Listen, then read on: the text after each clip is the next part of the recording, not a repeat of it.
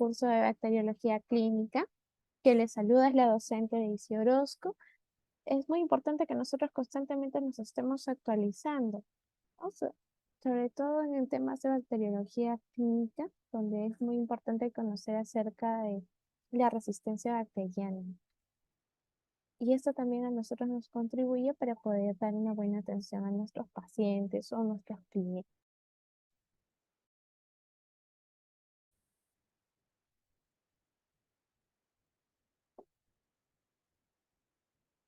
Sí, aquí tenemos un poquito para despertarnos tal vez o empezar como la clase un poco amena, ¿no? ¿Cuál es la red social para bacterias? A ver, Inst, ¿no? Eh, Era una bacteria anaerobia que estudió para ser locutor de radio y cuando salió al aire se murió. Como recordemos que las bacterias anaerobias pues viven en ausencia de oxígeno, ¿no? Eh, Acá vemos unas bacterias que están porta objetos del microscopio, en el que están bacteriólogos, y la bacteria le dice, tú tal vez, le dice la otra bacteria, ¿no? Tú tal vez les llames bacteriólogos, pero para mí son paparazzis. Al final, el logro de la sesión es que al finalizar la sesión el estudiante sea capaz de poder describir de manera general los conocimientos básicos de bacteriología clínica, ¿no? Vamos a hablar el temario básicamente una introducción, coloraciones, medios de cultivos y pruebas bioquímicas, antibióticos, los más usuales, mecanismos de resistencia de las bacterias en gram negativos, mecanismos de resistencia bacteriana en cocos gram positivos, algunas técnicas diagnósticas actuales, en qué consiste a grosso modo el control de calidad interno en microbiología, el control de calidad externo.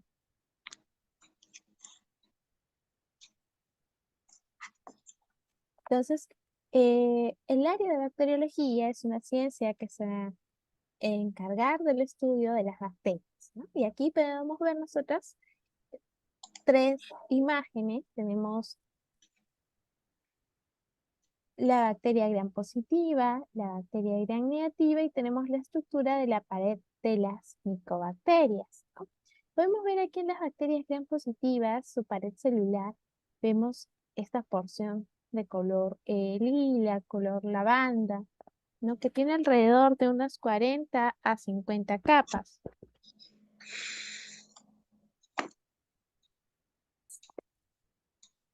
¿Qué? ¿Cómo es?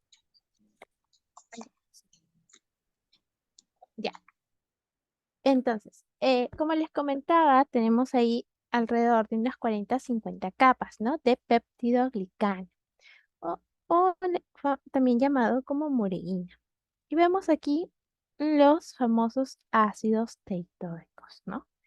Vemos que en su membrana citoplasmática tienen ácidos lipoproteicos. Y por aquí vemos las bacterias gram negativas. Justo vemos la misma imagen, la de color lavanda, y vemos de que es alrededor de una o dos capas nada más de peptidoglicano. Vemos aquí en la membrana externa que también tienen un poro, tienen lipopolisacárido, tienen lipoproteínas. Y aquí vemos en nuestra estructura de la pared de las micobacterias, ¿m? Vemos que también tiene peptidoglicano, vemos que tiene ácidos micólicos, vemos que los ácidos micólicos son abundantes, ¿no? Entonces van a tener también una cápsula, van a tener polisacáridos como glucanos, mananos, arabinomananos, proteínas, lípidos extraíbles, sulfolípidos.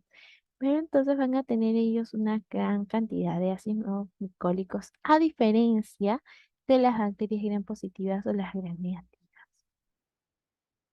¿Quiénes son las micobacterias? Las micobacterias, recordemos que pertenecen al orden de los actinomicetales y en varias literaturas las van a encontrar como que las micobacterias son una transición entre las eubacterias y los hongos, ¿no? Las eubacterias, las llamadas como las bacterias verdaderas.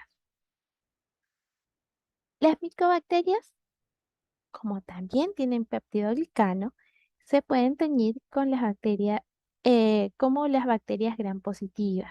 El detalle es que se tiñen mal. ¿Con quién? Con el cristal violeta. ¿Y por qué se tiñen mal las micobacterias con este cristal violeta? Es básicamente a esta pared celular que nosotros podemos ver, que es una pared celular compleja, ¿no? Es cerosa, que tiene ácidos micólicos, tiene lípidos, ¿no? Entonces, esta compleja pared celular cerosa le va a dar esa propiedad de ser ácido alcohol resistente. Entonces, nosotros vamos a colorear a las micobacterias con la coloración, con la tinción de Ziel-Nielsen. Entonces, ¿qué significa que sean ácido alcohol resistentes? Significa de que van a ser resistentes a ser decolorados por ácidos durante el procedimiento de tinción. ¿Y esto a qué se debe? A la gran cantidad elevada de los ácidos micólicos, ¿no? Más o menos estos bacilos miden entre 0,4 micras, una, 1 a 4 micras también de longitud pueden llegar. Entonces aquí vamos a ver la coloración de Gram. Podemos ver es que vamos a tener un colorante primario, ¿no? Que es la violeta de genciana. Ahora nosotros debemos de recordar eh, cómo se clasifican estas coloraciones. Vamos a tener diferentes, eh, en este caso, como clasificaciones, ¿no? Algunos le van a llamar como coloraciones diferenciales, otros se van a llamar coloraciones simples, colorantes primarios, colorantes secundarios, ¿no? En este caso, nuestro colorante primario va a ser la violeta de genciana. Entonces, la violeta de genciana o el cristal violeta le vamos a colocar por 2 minutos, ¿no? El modificado por Kopelov le agrega también lo que es bicarbonato de sodio, ¿no? De 2 a 3 gotas. Tenemos lo que es la violeta de genciana, entonces le agregamos por 2 minutos. Luego le vamos a agregar la solución de yodo. Pero ¿qué va a pasar cuando nosotros hemos agregado la violeta de genciana? Entonces va a traspasar, ¿no? Entonces, tanto las bacterias gram positivas como las gram negativas en ese primer momento, ambas van a estar coloreadas con la violeta. Ya con la solución de yodo, que es el mordiente, que va a actuar como el vehículo del colorante, ¿no? Va a permitir de que éstas puedan,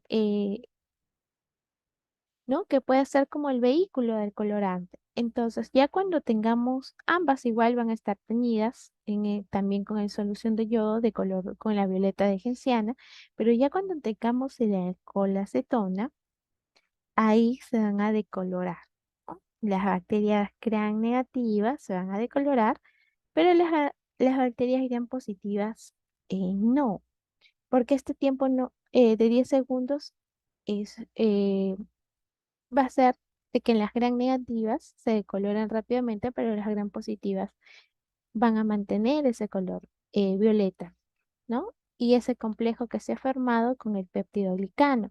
En cambio, recordemos que las gram negativas tenían muy poca capa de peptidoglicano. Y va a ser más fácil que se decolore. Ya cuando nosotros usemos nuestra cocina básica, las gram positivas no se van a teñir, pero las gram negativas sí, porque recordemos que se llegaron a decolorar. Entonces vamos a tener que todas las que son gram negativas las vamos a observar de color rosado con la fucina básica, ¿no? Alrededor de unos 30 segundos. Vamos a dejarlas secar y las vamos a poder observar al microscopio. Ahora, sí, obviamente si nosotros dejamos un mayor tiempo, mayor a lo estandarizado, entonces también podríamos decolorar completamente toda nuestra muestra, ¿no? Entonces es muy importante también que nosotros podamos estandarizar nuestros tiempos. Incluso poder hacer un control de calidad a nuestras coloraciones, ¿no? A nuestras tinciones. Aquí podemos ver las imágenes, como por ejemplo aquí con el cristal violeta todas están moraditas, con el igual también, que es el mordiente, que él actúa como el vehículo del colorante. Aquí vemos cómo ya se han decolorado, ¿no? Las gran negativas han quedado en colores y las gran positivas siguen moraditas. Y aquí ya las vemos con cómo las gran positivas continúan moraditas y las gran negativas están teñidas de rosado, ¿no? Con la fucsina o la safranina. Aquí vemos algunas imágenes de las bacterias gram positivas. Tenemos cocos gram positivos, bacilos gram positivos. Igual modo tenemos también bacilos gram negativos. Y aquí tenemos otra coloración. En este caso es la coloración de Sid Nielsen, ¿no? Esta es una coloración o una tinción de tipo diferencial, que hemos dicho que era ácido alcohol resistente, ¿no? Que podía identificar a quiénes, aquellas bacterias que son ácido resistentes. ¿Y quiénes son bacterias ácido resistentes? Pues las del género Mycobacterium, ¿no? También hay algunos parásitos como por ejemplo el Cryptosporidium. La nocardia también tiene esta propiedad y también otras bacterias, ¿no? Pero en este caso nosotros en la parte clínica nos interesa más lo que es el Mycobacterium tuberculosis. ¿Y en qué habíamos dicho que se basaba? Pues habíamos mencionado que se basaba en la presencia de los ácidos micólicos que están presentes en las micobacterias. Aquí podemos ver, por ejemplo, cómo son los pasos, ¿no? Esto es bastante empleado en la baciloscopía. Vemos aquí cómo están tomando la muestra, la están colocando en el portaobjeto, están fijando la muestra. Siempre trabajamos con el mechero. Lo ideal es trabajar, ¿no? Eh, que pueda crear una barrera hacia nosotros. Tenemos aquí una cabina de bioseguridad. Recordemos que lo ideal es trabajar en una cabina de bioseguridad para lo que son muestras de Mycobacterium tuberculosis, ¿no? Sin embargo, hay centros en los cuales obviamente no cuentan con las cabinas de bioseguridad y solamente trabajan incluso con un mechero de alcohol y una mascarilla N95, ¿no? No es lo ideal, pero se da, ¿no? Es la realidad que hay en Perú. Entonces aquí tenemos algunos pasos, ¿no? La fijación de la muestra, como podemos ver. Vamos a tener nuestro colorante principal, ¿no? Que viene a ser la fucsina fenicada. Tenemos aquí la decoloración con el alcohol con ácido clorhídrico. Tenemos aquí el colorante de contraste, que en este caso va a ser el azul de metileno.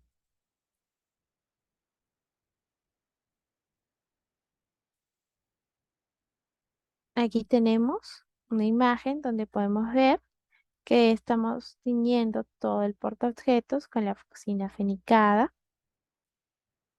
Vamos a flamear, ¿no? Más o menos unos 5 minutos. Luego vamos a usar nuestro alcohol ácido de unos 15 a 30 segundos. Vamos a hacer el lavado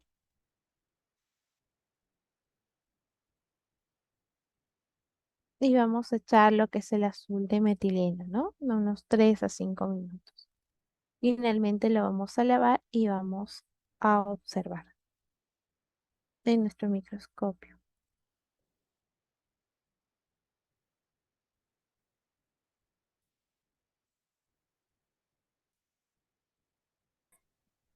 Aquí tenemos una imagen donde podemos ver los bacilos de Koch, ¿no?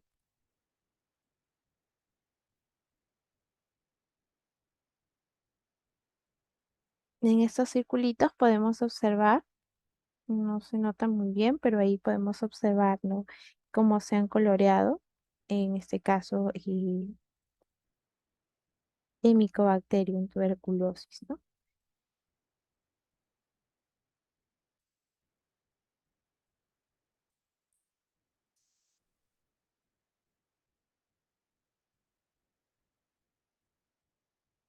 Aquí tenemos los medios de cultivos. Nosotros debemos de recordar que en cuanto a los medios de cultivo vamos a tener diferentes tipos, ¿no? Vamos a tener los que son nutritivos, los que son de enriquecimiento, los selectivos y los diferenciales, ¿no? Y esto es una clasificación en base a su utilidad. Entonces, vamos a tener clasificación en base a su utilidad, clasificación en base a cuánto de agar tiene. Si, ¿no? De la proporción de agar podemos decir que pueden ser sólidos, que pueden ser semisólidos, que pueden ser líquidos, ¿no? Los sólidos y los semisólidos generalmente los vamos a ver en placas. Y los sólidos y los líquidos también generalmente los vamos a ver en tubos. ¿Qué es lo que va a componer a nuestros medios de cultivo? ¿Qué lo compone? Básicamente la fuente de carbono. Fuentes de carbono como cuáles, como la glucosa, como la lactosa. Aquí, por ejemplo, tenemos también nuestra fuente de nitrógeno. ¿Quiénes van a ser nuestra fuente de nitrógeno? Las peptonas o las proteínas.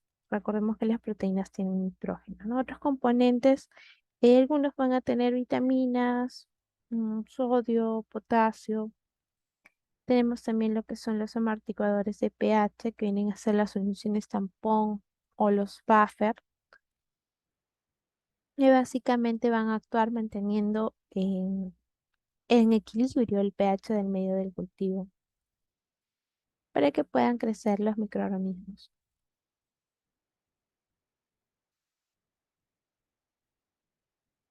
Aquí tenemos lo que les comentaba, ¿no? Tenemos entonces tipos de medio de cultivo. Estos tipos de medios de cultivo van a ser en función a la proporción en agar.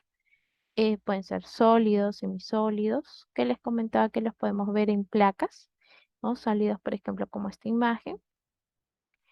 Eh, Sólidos, líquidos, que los podemos ver en tubos, ¿no? Aquí vemos, por ejemplo, en un tubo de agar inclinado, que es el medio de cultivo de la Winston Jensen para el Mycobacterium tuberculosis.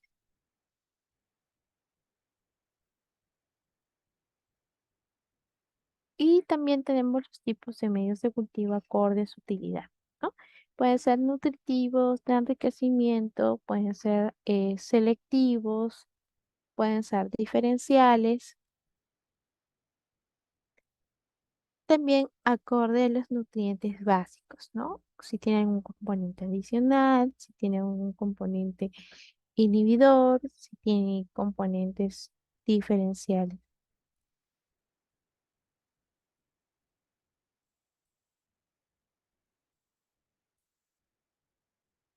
En el caso a la proporción de agar, ¿no? En el caso de los líquidos, generalmente van a ser los caldos, ¿no? No va a contener ningún agente gelificante. Y vamos a ver que las bacterias van a crecer por todo el medio.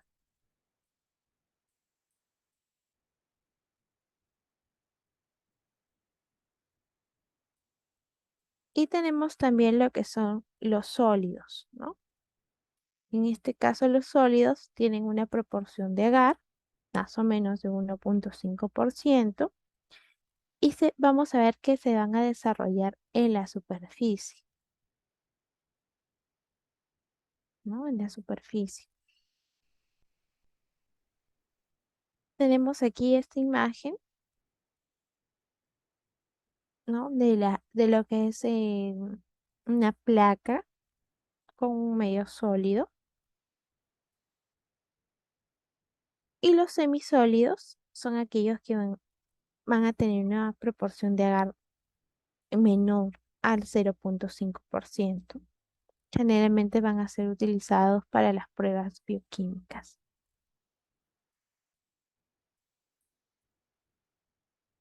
Acorde a su utilidad, tenemos los nutritivos. Los nutritivos permiten que crezcan la mayoría de los microorganismos, ¿no?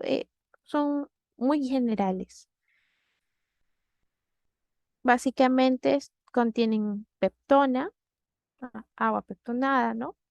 Y el caldo de tripticasa de soya.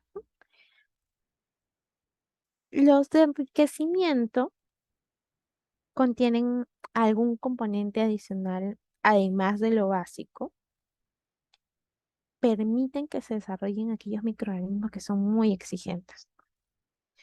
No crecerían en un medio que es general, por ejemplo, este tipo de microorganismos. En el caso de los selectivos,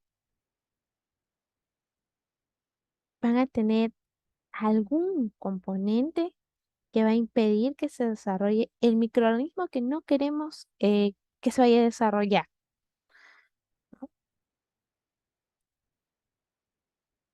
Por ejemplo, tenemos el agar McConkey. El agar McConkey tiene cristal violeta, que el cristal violeta va a inhibir el crecimiento de las bacterias gram positivas y de los hongos. Y entonces va a facilitar el crecimiento de quiénes? De las gram negativas. Es decir, va a hacer que podamos cultivar con mayor facilidad un determinado grupo de microorganismos, ¿no? Las diferenciales van a tener alguna sustancia que va a poner de manifiesto alguna característica de especie o grupo de microorganismos. Por ejemplo, el agar McConkey no solamente es selectivo, también es diferencial. ¿Por qué? Porque contiene lo que es la lactosa y el rojo neutro. El rojo neutro es su indicador, ¿ya? Entonces, las bacterias que van a fermentar la lactosa, las vamos a ver como lactosas positivas y las vamos a ver de un color rosado. Mientras que las que no van a fermentar la lactosa las vamos a ver de color incoloras. Entonces nosotros podemos decir que nuestro agar McConkey es selectivo y diferencial a la vez. Ahora, ¿de qué forma los podemos ver el agar McConkey? Lo podemos ver sólido en placas Petri, los podemos ver sólido en tubos, ¿no? En este caso lo vamos a ver así como esta imagen más o menos, ¿no? Que lo vamos a ver inclinadas, que van a tener como un pico de flauta. También pueden estar líquidas en tubo, que como es el agua peptonada.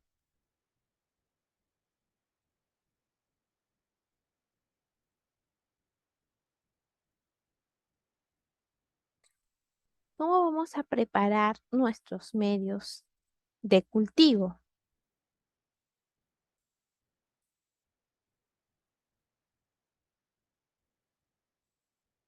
Un momento, me están que llaman. Ya. Ya, entonces les comentaba eh, sobre la preparación de los medios de cultivo. Tenemos aquellos medios de cultivo que ya están listos para usar, como los que vemos aquí, ¿no? Tenemos medios de cultivo deshidratados, por ejemplo, y que son los que podemos prepararlos en el laboratorio, estos medios de cultivo, o hay algunos que ya vienen listos para su uso, ¿no? Y ya no tendríamos más que hacer.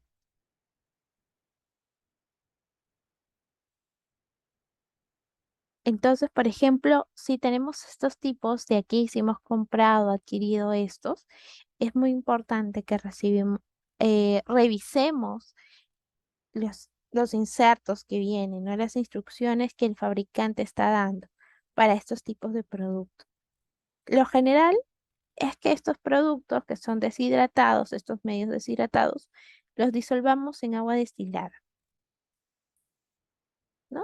Y ese proceso nosotros los vamos a conocer con el nombre de reconstitución. ¿Qué cantidad de agua le vamos a colocar? Depende a la marca que estemos usando, ¿ya? Esto va a estar dada por el fabricante.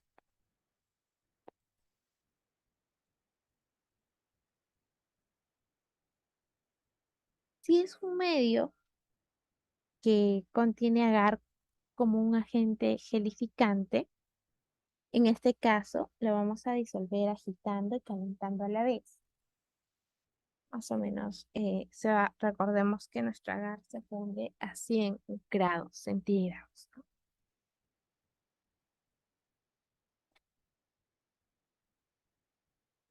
Cuando ya hayamos terminado de reconstituir nuestro medio de cultivo, lo que vamos a hacer es esterilizar para asegurarnos de que no vaya a crecer ningún microorganismo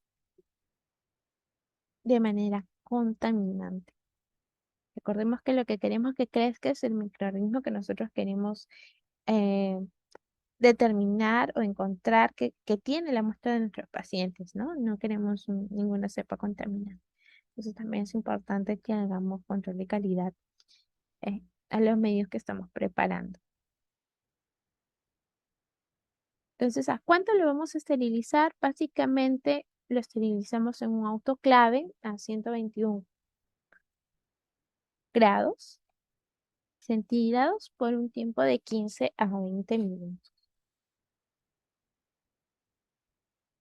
Antes de esterilizarlos, ya los debemos de haber fraccionado, ¿no?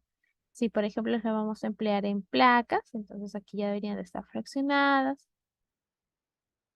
Bueno, en este caso, antes de, lo vemos de que incluso algunos, ¿no?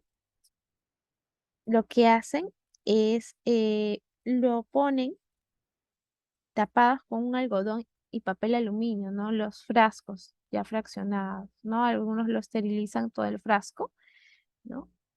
Lo tapan con papel aluminio y lo colocan al autoclave. ¿Te lo vas a llevar? Ya.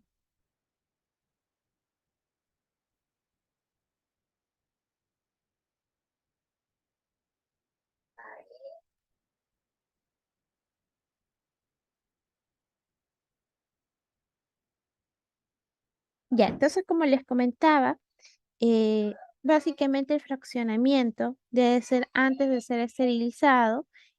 Lo vamos a colocar en el autoclave tapando con un algodón, un papel de aluminio. Y en el caso de los medios sólidos, como son esas placas, como les había comentado, lo que vamos a hacer es esterilizarlos en frascos grandes, ¿no? En botellas grandes. Y ya después se va a verter el contenido.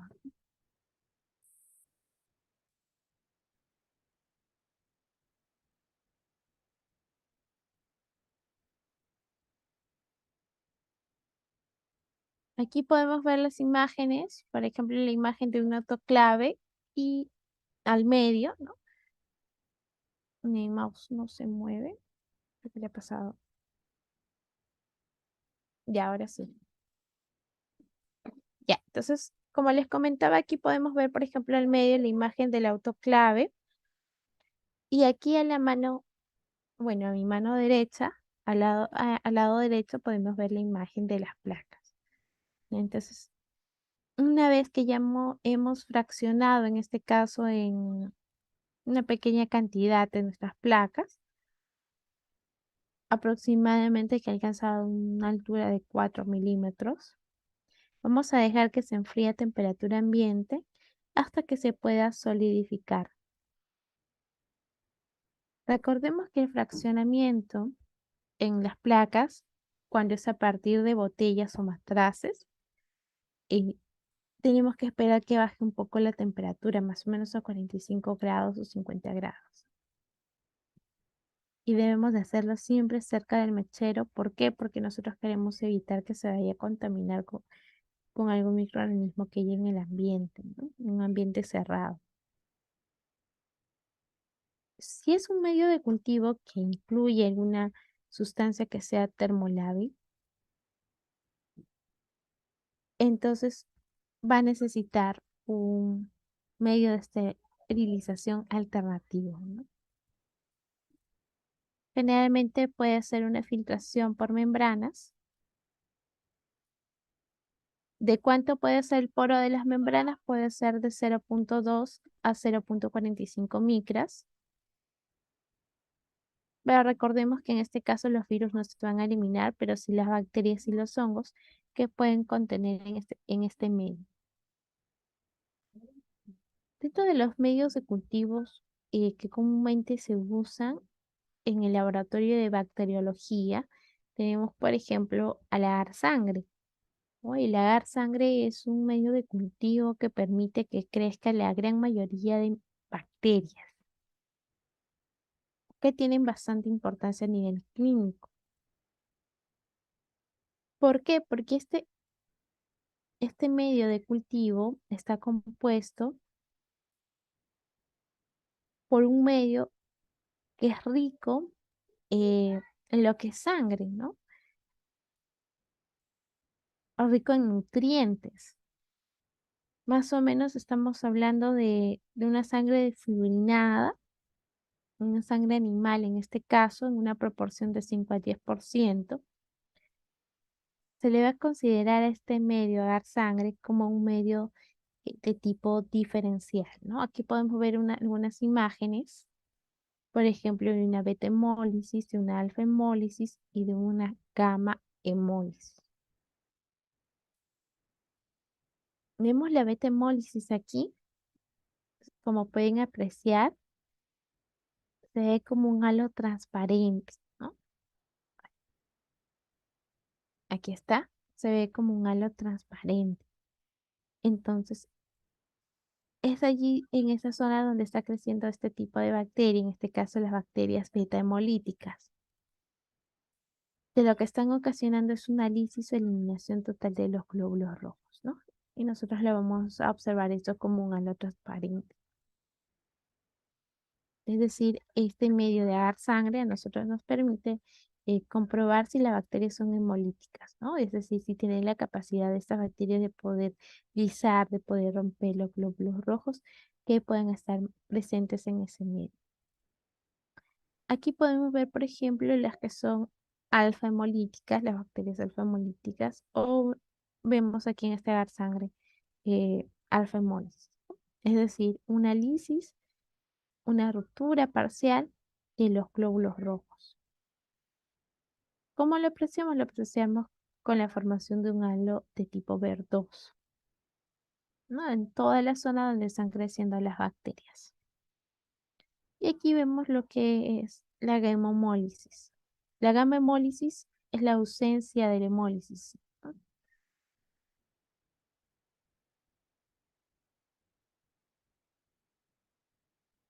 Aquí podemos ver una imagen del agar sangre, ¿no? Del medio de cultivo agar sangre, por ejemplo, para Streptococcus como es una hemólisis total. Al fondo vemos al Staphylococcus aureus en agar sangre, que es también beta hemolítico, ¿no?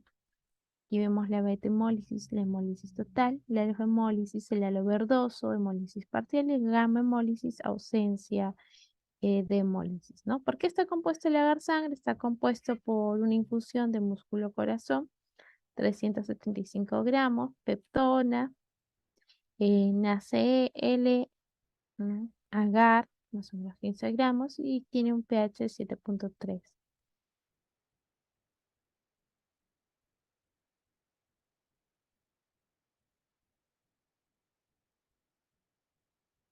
Aquí vemos otra imagen.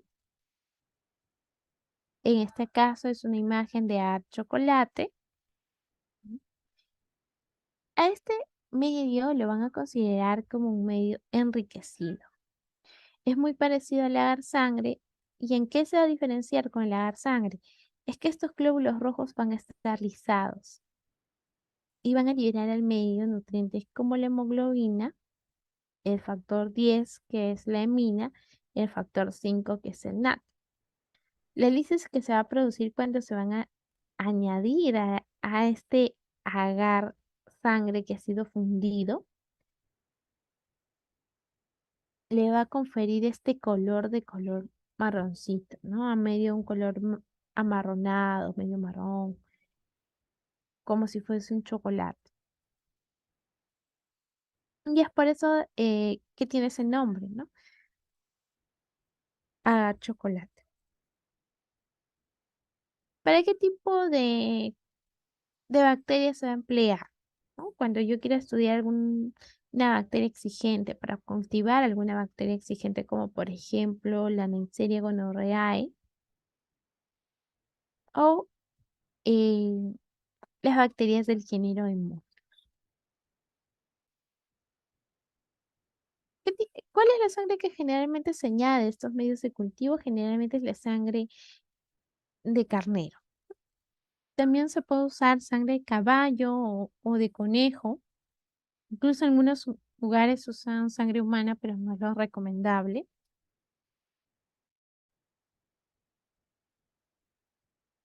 En caso de laboratorios que usan sangre humana, generalmente usan sangre del banco de sangre, ¿no?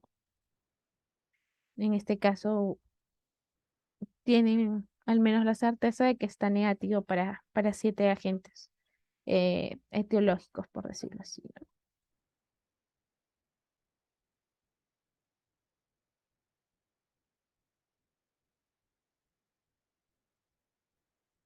Tenemos el agar McConkey, que habíamos dicho que qué características tenía este medio, ya lo habíamos mencionado. Era un medio que era dos cosas a la vez. ¿A quién recuerda?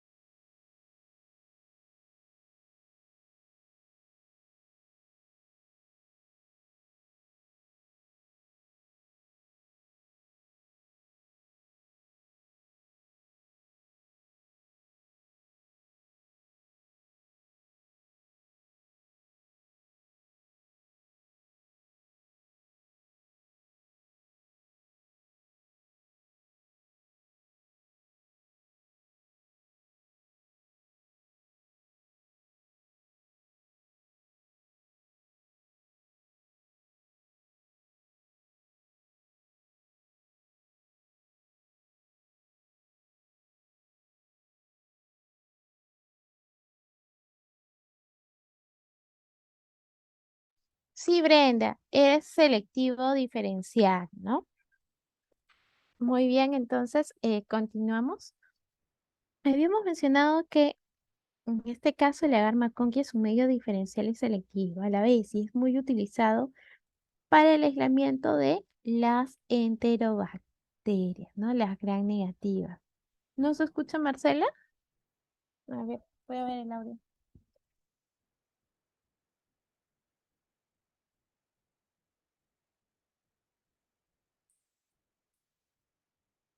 Ah, ya se escucha. Ya. Gracias, Marcela. Bien, entonces continuamos.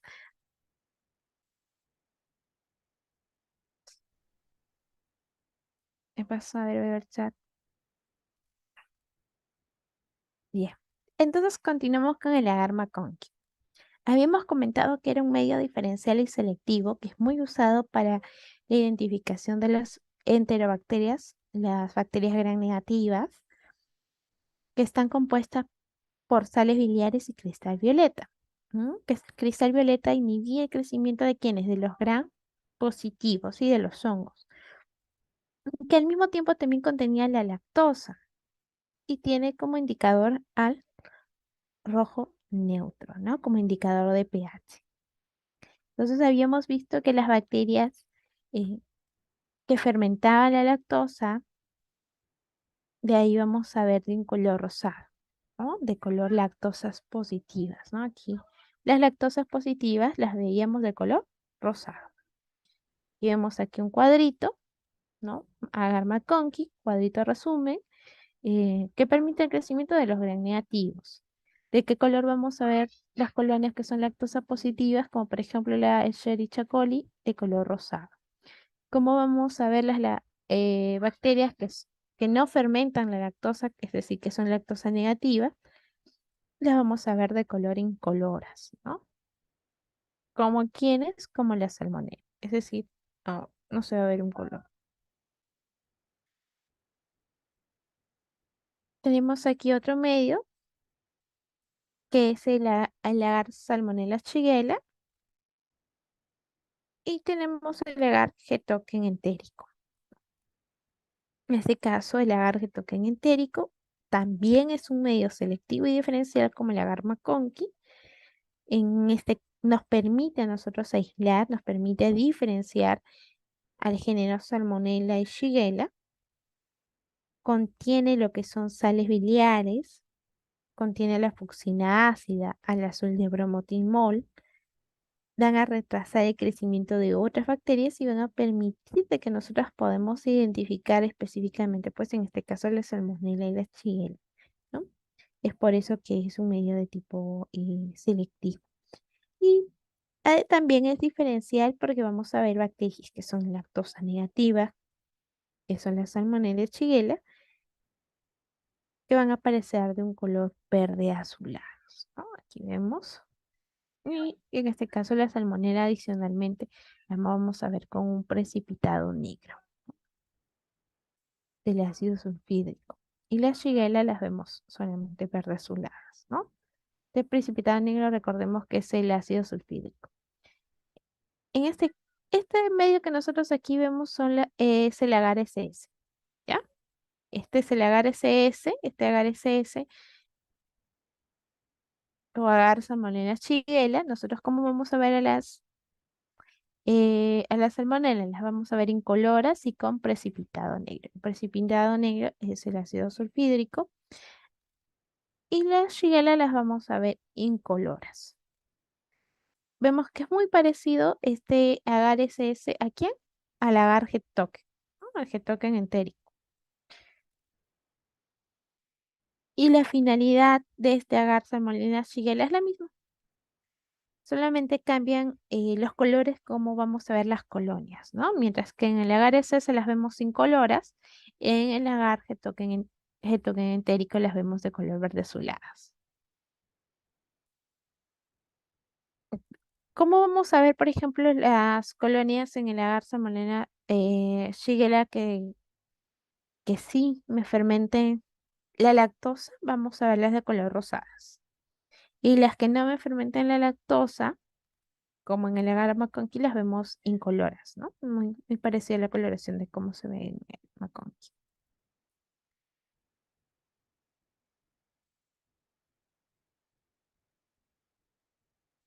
Aquí tenemos otro agar, tenemos el agar CLET, cistina, lisina, deficiente en electrolitos, ¿no? Entonces, este agar, cistina, la lactosa, deficiente en electrolitos, es un medio también de tipo diferencial que nos va a permitir específicamente aislar microorganismos que colonizan a nivel del medio del tracto urinario. Entonces estamos hablando de muestras generalmente que vamos a partir de muestras de orina, ¿no? A- este medio actualmente es ya bastante usado en varios laboratorios, incluso algunos lo tienen estandarizado en mm, que aquellas que son lactosas negativas, o sea, perdón, que aquellas que son, tienen un recuento negativo, ¿no? Que tienen muy poca cantidad de leucocitos, mm, lo siembran en el agar-plec. Y aquellos que tienen un recuento mayor o igual a 10 lo han estandarizado y lo siembran en el agar cromogénico, ¿no? Porque la ventaja del agar cromogénico es incluso que dentro de las 24 horas ya crecen las bacterias y ya saben qué cepa es, ¿no? Pueden identificar frente a qué microorganismo están y hacer más rápido la parte diferencial, la parte de la identificación bioquímica, ¿no? Entonces hay ya laboratorios que han implementado bastante el agarclet, también como hay laboratorios en los cuales siguen usando el McConkey para lo que son las situ, ¿no? Tenemos las colonias amarillas que podemos observar aquí, que van a pertenecer a las bacterias lactosas positivas, como por ejemplo la Escherichia coli. Y tenemos las colonias de color verde, azules incoloras, que van a pertenecer a las lactosas negativas.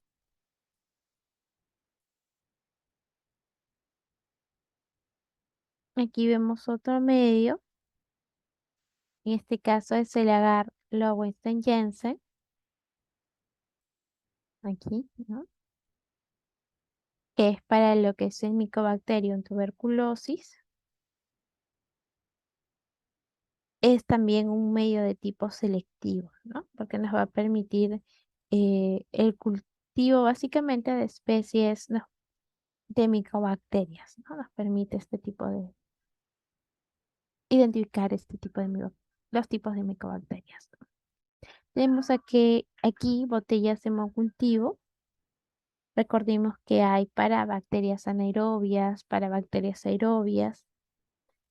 Son medios enriquecidos que favorecen el crecimiento de las bacterias que están presentes a nivel de la sangre. Nos permiten a nosotros eh, poder identificar la bacteria que esté a nivel del torrente sanguíneo causando una infección.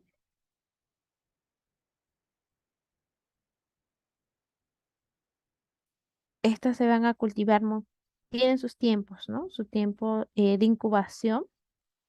Y nosotros, por ejemplo, si el clínico, el médico está sospechando de Brucela, entonces se puede pedir que lo incuben por más tiempo, ¿no? Eso también es importante tenerlo mapeado y poder informar al área de bacteriología para que lo tengan en cuenta y le puedan dar un mayor tiempo. Actualmente, muchos laboratorios cuentan con equipos automatizados que les permiten incubar estos hemocultivos y les permiten detectar el crecimiento de las bacterias. Incluso bueno, hay algunos lugares que usan a estos frascos de hemocultivo y bueno, lo venden no sé si han escuchado ustedes, pero los famosos urocultivos con removedor de antibióticos, ¿no? ¿Y qué es lo que hacen? Que lo colocan en estos frascos de hemocultivo Bueno, por alrededor de una hora y luego siembran eh, como si fuese como una pues, muestra normal, ¿no? ¿Hay por ahí un audio o alguien tiene alguna pregunta?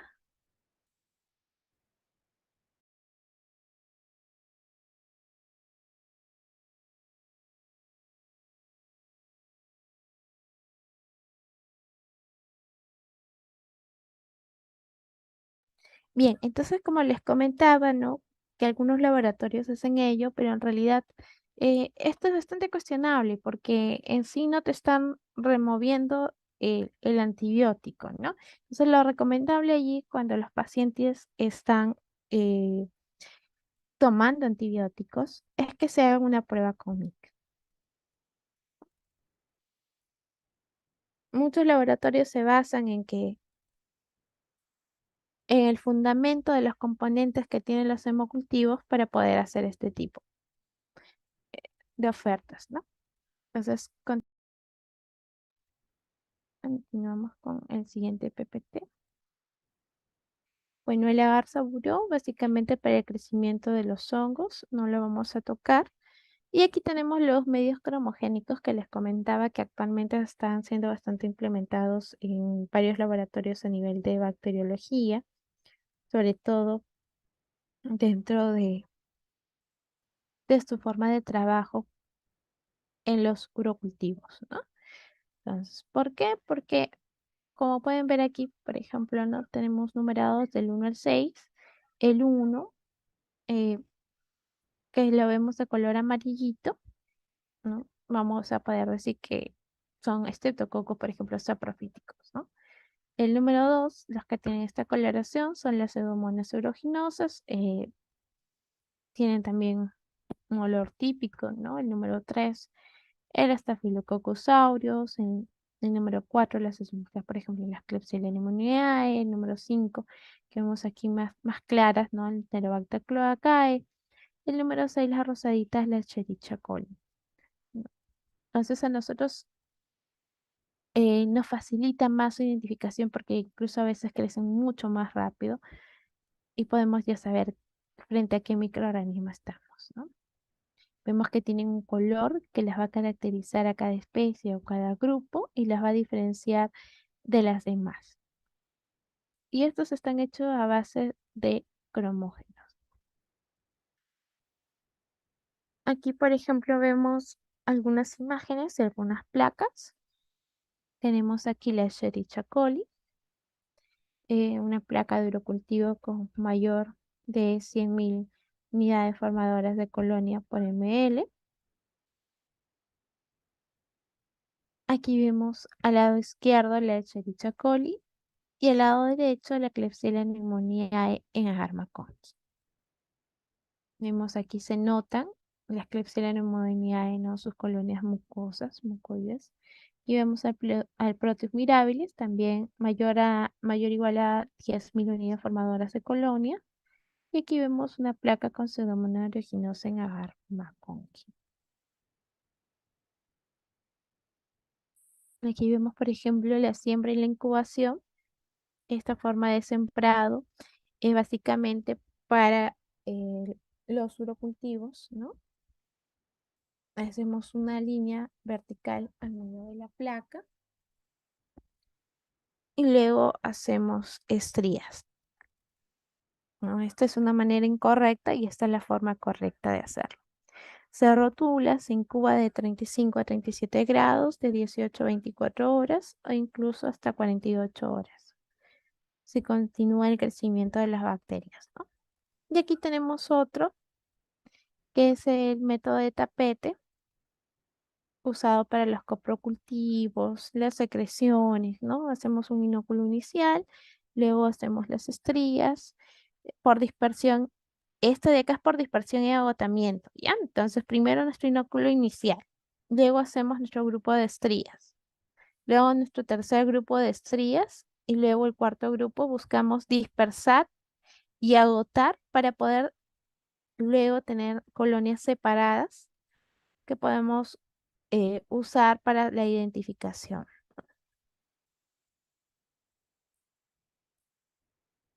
Aquí, por ejemplo, esto es una forma de cómo han estandarizado, ¿no? En Colombia, su técnica de siembra, ellos, por ejemplo, lo han estandarizado, toman una cantidad de muestra, que es un 0.01 ml, ¿no? Depositan la muestra en el centro del agar que ellos han seleccionado, esterilizan el asa de siembra, como podemos ver aquí, y luego hacen el mismo proceso que hacemos nosotros, ¿no? La raya en el centro y empiezan a estriar.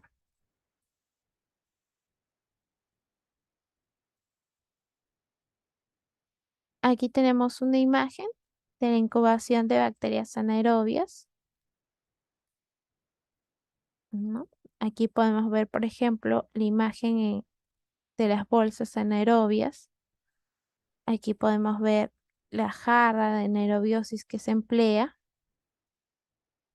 y aquí podemos ver la cámara, incluso existen cámaras para anaerobios, ¿no? Acá podemos observar también en qué es lo que se usa mayormente en la mayoría de laboratorios, ¿no? La jarra de anaerobiosis. Vemos que está prendida ahí una vela. Tenemos nuestras placas, ponemos nuestros tubos. Pueden ser tubos con medio líquido, pueden ser placas, ¿no? Y colocamos en este caso una vela a modo de poder tener un medio con anaerobiosis. Aquí vemos otra imagen, una imagen de cómo es el protocolo para, por ejemplo, para un urocultivo. Aquí está con el protocolo con el agar McConkey, ¿no? También con el agar CLET. Tenemos, por ejemplo, aquí el sedimento en fresco, ¿no? Tenemos la orina, el centrifugado. Se observa el microscopio, el sedimento, se vio los leucocitos, los hematíes, las levaduras. Eh, Se hizo la tinción del gram, se observó si son gram negativas, son gram positivas. Básicamente es un examen orientativo. Aquí vemos el cultivo que puede ser un cultivo cuantitativo o puede ser un cultivo cualitativo. En el cuantitativo se siembra con asa y siembra calibrada, la muestra de orina. Puede ser en un agar sangre, en un agar CLET, de 35 a 37 grados, en aerobiosis 24 horas. Tenemos que pueden ser menor de 10 a la 3 unidades formadoras de colonias por ml, que normalmente es no significativo. Se va a valorar siempre y cuando sea una punción de tipo suprapúbica. Tenemos aquí de 10 a la 3 a 10 a la 4 unidades formadoras de colonia, que ocasionalmente puede ser significativo en el caso de que sean levaduras. Y si son mayor o igual a 10 a la 5 unidades formadoras de colonias, sí es significativo. En el caso de ser cualitativo, tenemos la siembra en aislamiento, puede ser Arma Conqui, Agar MBL, 35 a 37 grados centígrados, aerobiosis, 24 horas, la tinción de Gram. Tenemos los cocos gram positivos, tenemos las levaduras, tenemos los bacilos gram negativos. Los cocos gram positivos le hacemos la prueba de la catalasa, vemos si son catalasa positivas o son catalasa negativas. Si son catalasas negativas, pensamos en streptococcus. Si son catalasas positivas, pensamos en estafilococos y micrococos. En las levaduras, hacemos igual su prueba de identificación. Y en los bacilos gram negativos, tenemos los que son lactosa negativos y los que son lactosa positivos. Los que son lactosa positivos, nosotros lo vamos a ver, por ejemplo, en el CLEC color amarillas, en el McConkey vamos a ver que las colonias van a tener un color rosado y en Levi va a tener una coloración verde metálico las colonias. Si son lactosa negativas, en CLET, McConkey y Levi los vemos transparentes, ¿no? De ahí tenemos las enterobacterias, les hacemos la prueba de la oxidasa. Si vemos que son negativas o vemos que son positivas. Si vemos que son positivas, pensamos en la pseudomonas. Luego hacemos las pruebas de identificación. Aquí tenemos, por ejemplo, la familia de las enterobacterias. Tenemos las que son patógenas y las que suelen ser oportunistas. En las patógenas tenemos las que son lactosa negativas, la salmonela, como habíamos visto, por ejemplo, en el agar SS, en el agar entérico también se ve, eh, tienen ese precipitado negro, que es la producción del ácido sulfídrico, ¿no? La Shigella, que es inmóvil, que en el agar SS la vemos incolora, en el agar entérico las vemos verde azuladas, ¿no? La Yersinia, que también es inmóvil. Las bacterias enterobacterias que son oportunistas, tenemos las lactosas positivas, las lactosas negativas. La Escherichia coli, que en Boges Proskauer es negativo, indol positivo. La Klebsiella spp es Boges Proskauer positiva, indol negativa. Podemos diferenciar de esta manera con la Klebsiella oxytoca, ¿no? Que es indol positiva. El que es inmóvil, citrato y malonato positivo. Tenemos Enterobacter, que es Boges Proskauer positivo, indol negativo, móvil, citrato y malonato positivo. Tenemos el Citrobacter, que es Boges Proskauer positivo. Tenemos el Citrobacter, ¿no? Que es indol positivo, citrato y malonato positivo. Y en las lactosas negativas tenemos a las Serratia marcenses, que es adeneasa positiva, ¿no? Tenemos el Proteus, que va a producir también ácido sulfídrico. Tenemos al Morganella morgani y a la Providencia spp, ¿no? Van a ser indol positivo. En este caso, el Proteus mirabilis es indol negativo. Fenilalanina desaminasa positiva y la ureasa también es de tipo positiva.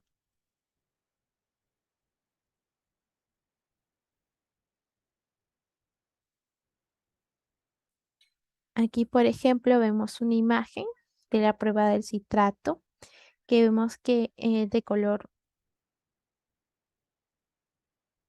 vemos aquí de color azulito el que es citrato positivo, ¿no?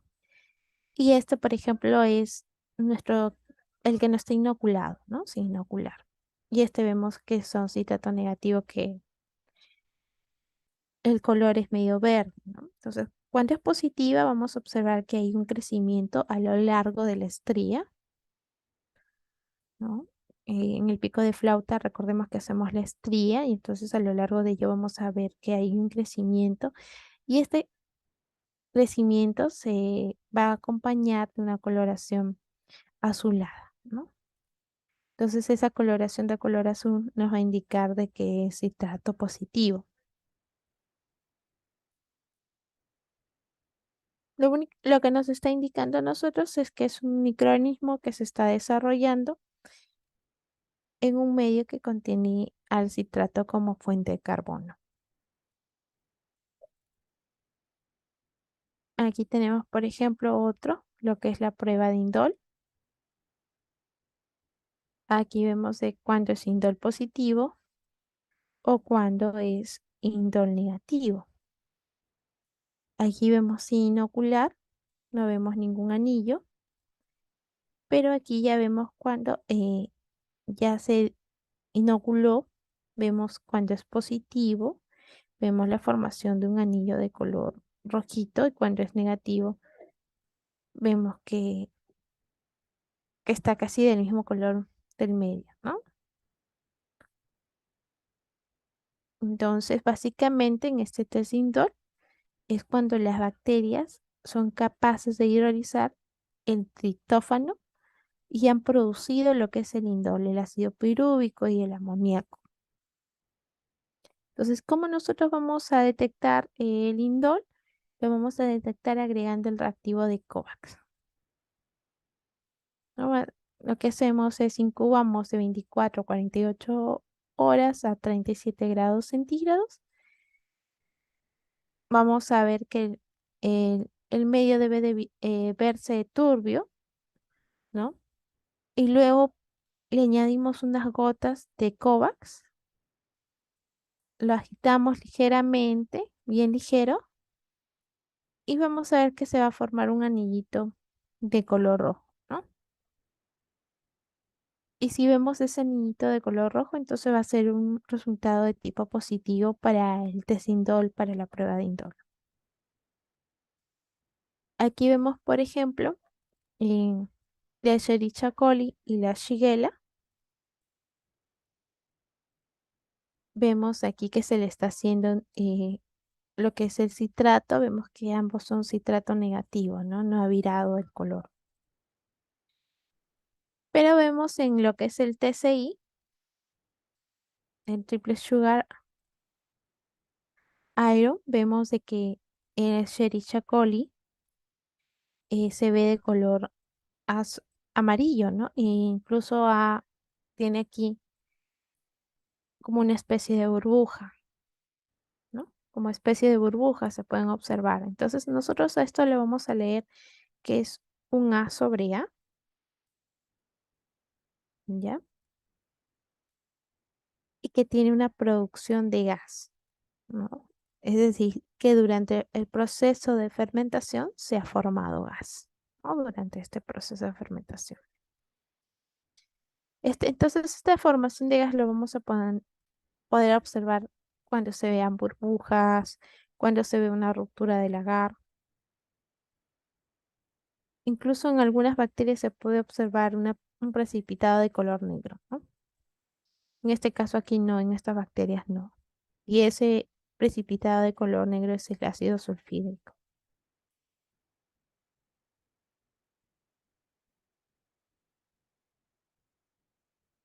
En este caso el A, ¿qué me va a indicar el A? Que el medio es ácido. Lo vamos a ver de color amarillo. ¿Y qué me va a indicar el K? Me va a indicar que es alcalino, ¿no? Entonces aquí nosotros podemos ver que en el Escherichia coli nosotros tenemos un pico ácido y tenemos un fondo también ácido. Y eso quiere decir que mi microorganismo está fermentando la glucosa, la lactosa, la sacarosa, ¿no? Este es un ácido. Pero en la shigella, que también es citrato negativo, vemos en el TCI diferente.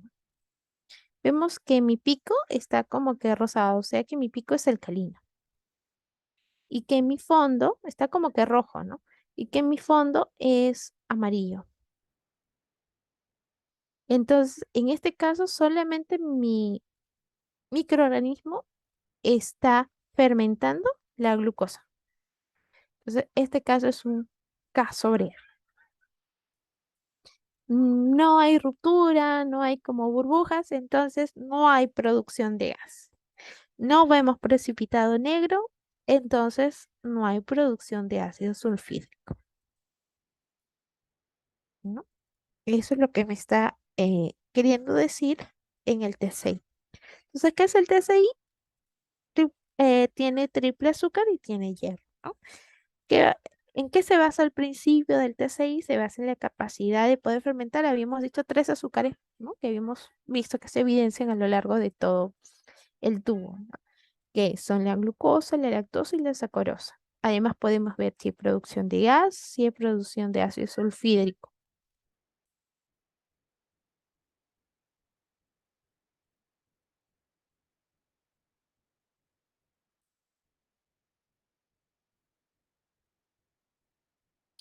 Aquí tenemos a la Pseudomonas aeruginosa.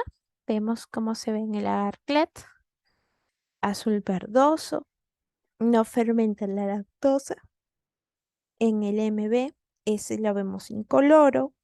No fermenta lactosa ni sacarosa. En el TCI lo vemos que es un K sobre K, es decir, es superficie alcalina, fondo alcalino, es decir, le vamos a ver color rojo. Aquí lo vemos en TCI, está rojito. En citrato le vemos que es azul, sí me ha fermentado el citrato. No se vio una fermentación aquí y vemos que sí ha virado en color a color azul, ¿no? Ha habido crecimiento bacteriano satisfactorio también. El TCI entonces es no fermentador de azúcares, no produce gas, no hemos visto ninguna ruptura, ninguna burbuja y no hemos visto tampoco precipitado negro, por lo tanto no hay producción del ácido sulfídrico. Aquí tenemos una imagen de la identificación de los cocos gram positivos, algunas pruebas de identificación para cocos gram positivos, por ejemplo, partiendo del cultivo primario que es el agar sangre, ¿no? Se hace la coloración de Gram, se observan cocos Gram positivos, se hace la prueba de género, se ve si son catalasas positivas o si son catalasas negativas. Si son catalasas positivas, pienso en dos, estafilococcus y micrococcus. Si le vamos a hacer susceptibilidad al trimethoprim sulfa, vemos si son sensibles o son resistentes. Si son sensibles, eh, entonces vamos a diferenciar a lo que viene a ser los estafilococos y si son resistentes a los micrococos. Y ya empezamos a hacer pruebas de especie, ¿no? En este caso, si es susceptibilidad a trimethoprim sulfa sensible, entonces vamos a sembrar en el agar manitol, vamos a ver si son positivas, manita positiva o manita negativa, ¿no? En el caso de que sean las manitas positivas, estamos en el aureus y saprofíticos. Hacemos susceptibilidad no biosina y vemos si son sensibles o son resistentes. Si son sensibles, estamos ante el Staphylococcus aureus. Si es resistente, ante el Staphylococcus saprophyticus. Recordemos que en la prueba de coagulasa es positivo para el Staphylococcus aureus. En el caso de Micrococcus, la prueba de especie en el agar manitol vemos que va a ser negativo para Micrococcus luteus y va a ser susceptibilidad a biosina, va a ser resistente. ¿No? Si son catalasa negativos, la prueba de género, vamos a poder identificar dos géneros, el Streptococcus y el Enterococcus, ¿no? En el caso del Streptococcus, le hacemos la prueba de género, hacemos bilis esculina, que van a ser los Streptococcus negativos, en cambio los Enterococos son bilis esculina positivo. Susceptibilidad a bacitracina, Streptococcus piógenes es sensible a la bacitracina. Susceptibilidad a optoquina, el Streptococcus neumonía es sensible. El factor de CAM, el Streptococcus agalactia es positivo. Susceptibilidad a bacitracina resistente es el Enterococcus. Susceptibilidad a optoquina es resistente el Enterococcus. Y tolerancia a cloruro de sodio es positivo el Enterococcus spp. ¿No? Aquí vemos una imagen del Streptococcus piógenes en agar sangre. Podemos ver que tiene hemólisis total. Y al fondo podemos ver el Staphylococcus aureus también en agar sangre, que también es un beta hemolítico. ¿Qué es un antibiograma? Es una prueba el cual nos permite a nosotros poder determinar si un microorganismo es sensible o es resistente, una bacteria específicamente, frente a un grupo de antibióticos. ¿Quiénes van a utilizar esta técnica del antibiograma? Por ejemplo, un laboratorio de bacteriología, un laboratorio de microbiología, que tenga el fin de poder estudiar los antimicrobianos frente a los microorganismos que están causando alguna infección. ¿Cuál es la utilidad? La utilidad es que va a permitir al clínico, al médico, poder instaurar un tratamiento antibiótico al paciente que sea adecuado, ¿no? Que sea correcto. Es necesario poder conocer si el microorganismo que está causando la infección en el paciente, ¿no? Eh, tiene algún tipo de mecanismo de resistencia.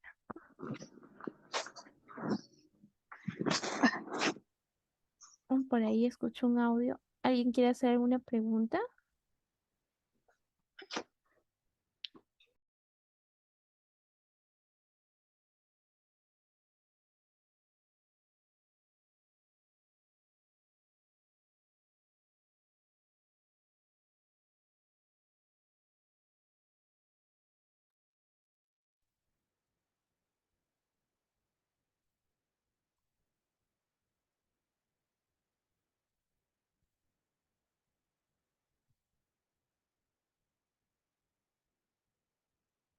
Bien, continuamos entonces.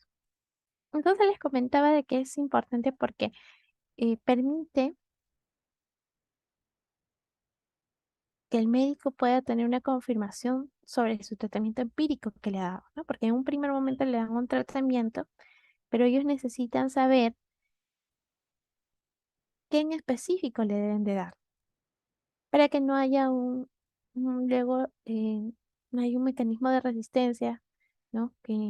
Y al final la terapia antibiótica falla, ¿no?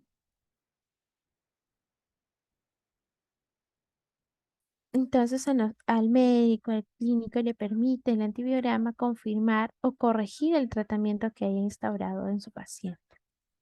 Otra aplicación de las técnicas de estudio de resistencia es la epidemiología, necesario para detectar el aumento de niveles de resistencia o poder tomar alguna medida correctora. Tenemos algunas imágenes de cómo colocamos los discos, ¿no? Recordemos que siempre es previa esterilización de las pinzas y dejándola enfriar un momento, ¿no? Y con mucho cuidado para evitar de que estas no rueden, si no ya no sirve y tendríamos que volverlo a hacer. Aquí vemos incluso hay algunos ¿no? que nos permiten aplicar en toda la placa sin necesidad de estarlo haciendo así manualmente con las pinzas, ¿no? Hay algunos dispositivos. Y medimos los salos de inhibición con una regla. Y tenemos los antibióticos que son más usados en los antibiogramas, sus siglas, ¿no? Tenemos PEN de penicilina, MP de ampicilina, MS de aminopenicilina sulbactam, la oxa de la oxacilina, el CTN de la cefalotina, el TMS de cotrimoxazol, el NIT de nitofurantoína, el NOR del norfloxacina, el CYP del ciprofloxacina, el CTX de cefotaxima o ceftriaxona, el CAS de ceftazidima, el IMI de imipenem, el GEN de gentamicina, el MK de micacina, el PI de piperacilina y VAN de vancomicina.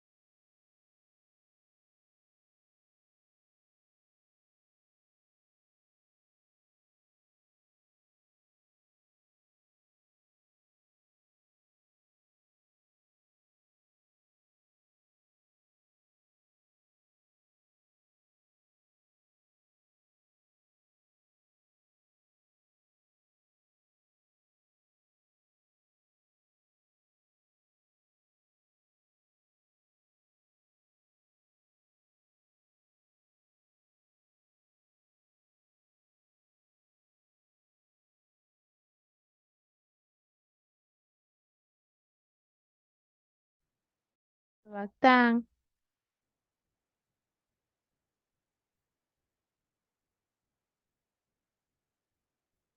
Tenemos aquí, por ejemplo, las cefalosporinas de primera generación, segunda generación. Brenda, ¿se escucha?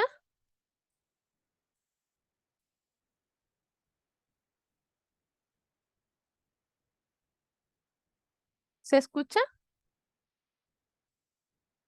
Rosa, ¿se escucha?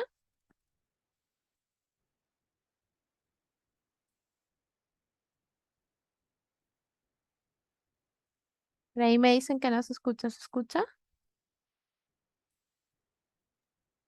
Se escucha entrecortado. Gracias, Jonathan, gracias, Brenda. Bien, entonces les comentaba que tenemos las cefalosporinas. Tenemos de primera, segunda, tercera, cuarta y quinta generación.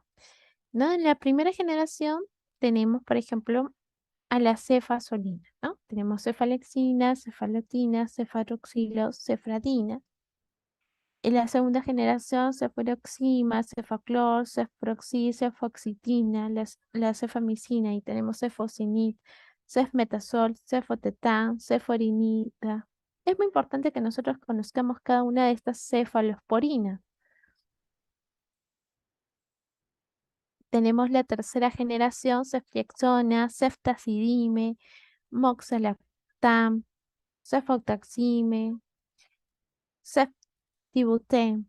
La cuarta generación, cefepime, cefpirome. Quinta generación, ceftabiprol, ceftarolina, ¿no? Entonces, e- estas que yo les he colocado aquí de color moradito y las he sombreado acá de color rojo, eh, se las hacen de recordar, sobre todo para poder interpretar los resultados que botan los equipos automatizados, ¿no? De los antibiogramas. Aquí podemos ver, por ejemplo, una bacteria. Aquí vemos su pared bacteriana. Esta es la membrana bacteriana. Y podemos ver cómo los diferentes antibióticos actúan en diferentes sitios de acción. Por ejemplo, las sulfas y las metrimetroprimas a nivel del material genético, las quinolonas al nivel del material genético, las rifamicinas a nivel del material genético, ¿no? Este es el DNA. Entonces, los aminoglucósidos, tetraciclinas a nivel de la síntesis proteica, a nivel de los ribosomas, específicamente a nivel del ribosoma subunidad 30S. Cloranfenicol, macrólidos, azúcares complejos a nivel de la síntesis proteica, específicamente a nivel del ribosoma subunidad 50S. Los betalactámicos, los péptidos, glucopéptidos nitrofuranos a nivel de la membrana, pared celular, pared bacteriana, ¿no? Este nivel de la membrana. Tenemos aquí las fluoroquinolonas, ácido nalidíxico, primera generación, ciprofloxacino, segunda generación, norfloxacino, segunda generación, levofloxacino es tercera generación, nitrofuranas, nitrofurantoína, furosolidona, carbapenén, simipenén, meropenén, ertapenén, sulfonamida, sulfa-metoxazol.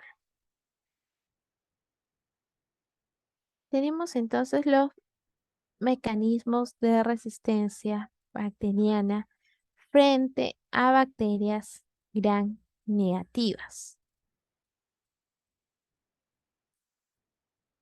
Podemos ver que aquí hay cuatro tipos de resistencia frente a bacterias gram negativas. Tenemos el primero, que son de las enzimas modificadoras, que podemos observarlas aquí, ¿no? Hay enzimas, como por ejemplo son las famosas beta-lactamasas, que lo que van a hacer es modificar la estructura conformacional y al modificar la estructura conformacional van a hacer que el antibiótico, ¿no? Pierda su funcionalidad.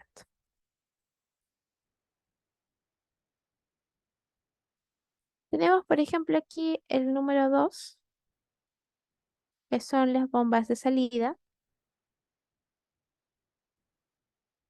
que van a operar en este caso, como vemos aquí, este dibujito de aquí que vemos, es el vamos a decirle nosotros que es el antibiótico, ¿ya? Y estas que son como Pacman, para nosotros van a ser como las enzimas. Entonces, nosotros tenemos aquí, por ejemplo, a estas enzimas, ¿no? Que van a actuar modificando al antibiótico. Por ejemplo, ¿qué tipo de enzimas? Las beta-lactamasas, ¿no? Las beta-lactamasas son las enzimas más prevalentes. ¿Qué es lo que van a hacer? Van a hidrolizar el anillo beta-lactam. Otro tipo de enzimas, por ejemplo, hay otro tipo de enzimas que van a modificar a los aminoglucósidos. Y lo que va a suceder cuando estas enzimas eh, modifican a los aminoglucósidos, esto va a ser mediante una reacción, por ejemplo, de acetilación, una reacción de adenilación o una reacción de fosforilación. Y al final, eh, estos antibióticos van a perder su funcionalidad. Y de esta manera están causando una resistencia. ¿Es importante la resistencia bacteriana? Sí, sí es importante. ¿Por qué? Porque, por ejemplo, en el caso de las bacterias gram negativas, eh, estas son muy prevalentes en pacientes hospitalizados, sobre todo en pacientes en cuidados intensivos, en pacientes que se encuentran en UCI. Y las cepas que tengan resistencia a múltiples fármacos, porque hay multiresistencia, para el clínico, para el médico va a ser un desafío terapéutico, porque ya quedan pocas posibilidades para el tratamiento de esa infección que esté cursando ese paciente. Entonces, actualmente las bacterias, eh, para poderse defender frente contra estos antibióticos, están en constante evolución diferentes mecanismos de resistencia. En el caso de las bacterias gram negativas, como les comentaba, tenemos esto de la modificación enzimática del antibiótico, ¿no? Que es más prevalente, por ejemplo, en las beta-lactamasas. Tenemos el número 2, que son las bombas de salida. Vemos aquí, este es el antibiótico. ¿Qué es lo que están haciendo? Lo están expulsando del espacio. Este es el espacio periplásmico. Entonces lo están expulsando del espacio periplásmico. ¿Hacia dónde? Hacia el espacio exterior. Todo esto de acá, por decirlo así, todo es el espacio externo, ¿no? La parte exterior. Entonces, de la membrana periplásmica lo están expulsando al exterior. También es un mecanismo frecuente en las bacterias gram negativas. Tenemos el cierre de porinas. Aquí, como vemos el número 3, ha habido un cambio en la permeabilidad de la membrana externa y vemos que ya no está permitiendo el paso, ¿no? Entonces, esto generalmente se da porque hay un cambio de la permeabilidad a nivel de las porinas. ¿Quiénes son las porinas? Las porinas son unas proteínas que generalmente van a formar, como vemos aquí, como una especie de canal. Estos van a estar embebidos por agua, ¿no? Y van a regular la entrada de los elementos, ¿no? Entonces, lo normal es que el antibiótico generalmente pasa, ¿no? Pero si hay un cambio en su conformación, una modificación en su conformación, entonces luego la membrana externa ya no va a permitir que estos antibióticos puedan pasar al espacio periplásmico. Entonces ya no van a pasar los antibióticos. Tenemos aquí el número 4, que es una alteración a nivel del sitio de acción. Vemos aquí a nivel de las proteínas unidoras de penicilinas. Entonces vemos que aquí en este caso Estas son las proteínas unidoras de penicilina. Su conformación son así, medias redonditas, medias grises, ¿no? Con un espacio para el sitio de acción medio ovalado y vemos que de pronto esta proteína unidora de penicilinas ya no está gris, sino está negra y ya no está redondeada en el sitio de acción, ya no está medio redondeada, medio ovaladita, sino ahora está triangular. Entonces, ¿qué pasaba? Ha habido una alteración en este sitio donde este antibiótico se unía a la bacteria para poder, en este caso, interrumpir una función vital de la bacteria. Pero ahora ya no va a poderse unir, ¿no? Porque ha habido un cambio estructural en este sitio de acción de estos antibióticos. ¿No? Generalmente son los antibióticos beta-lactámicos que se van a unir a nivel de las proteínas unificadoras de las penicilinas. Digamos que hubo una modificación. Entonces, tenemos en este caso de las alteraciones por el sitio de acción, por ejemplo, tenemos modificaciones a nivel de estas estructuras. Aquí tenemos un cuadrito, por ejemplo, resumen de algunos de estos mecanismos. Por ejemplo, tenemos el BLEA, tenemos el BLE que son las beta-lactamasas de espectro extendido, tenemos las beta-lactamasas tipo ANC, tenemos las carbapenemasas tipo serin, tipo KPC, y tenemos las carbapenemasas tipo metalo beta-lactamasas, ¿no? Vemos aquí el perfil de resistencia a los antibióticos y las pruebas de tamizaje. Por ejemplo, un BLEA va a neutralizar la penicilina, cefalexina y cefalosporina de primera generación. Las pruebas de tamizaje, disco de AMP, AMC, CEP, FOX, cefalosporina de tercera, de segunda. Las PLE, que son las beta-lactamasas de espectro extendido, que tienen la capacidad de hidrolizar penicilinas, oximinocefalosporinas, monobactámicos, no van a hidrolizar cefamicinas ni carbapenémicos, es decir, no ertapenem, no imipenem, no meropenem. Y lo podemos identificar mediante la prueba de tamizaje con disco de Cas, MC y CTX. Las AMC me van a hidrolizar cefalosporinas en primera, segunda, incluyendo las cefamicinas. Las pruebas de tamizaje, discos de Cas, ácido fenilborónico y FOX. Las carbapenemasas tipo serin tipo KPC de hidrolizar penicilinas, cefalosporinas, carbapenémicos con menor tasa de hidrólisis a las cefamicinas. Se inhiben con el ácido borónico, no con el ácido clavulánico, y las vamos a poder identificar con el ácido fenilborónico y meropenem, ¿no? Las carbapenemasas tipo metalo beta-lactamasas, el perfil hidrolítico incluye a todos los beta-lactámicos. No hidrolizan el astronán ni se inhiben por el ácido clavulánico, tazobactam, sulbactam. Podemos identificar con el EDTA y meropenem. Recordemos que en lo que son las beta-lactamasas tipo AMC, en este caso se han encontrado que son codificadas por los cromosomas en un cierto grupo de bacterias gram negativas, que nosotros las podemos recordar si usamos una memotecnia, con esta misma palabra, con la palabra AMC, ¿no? Solamente que al final le agregamos la E y la X. Entonces, de manera natural, ¿no? Y que están codificadas en sus cromosomas.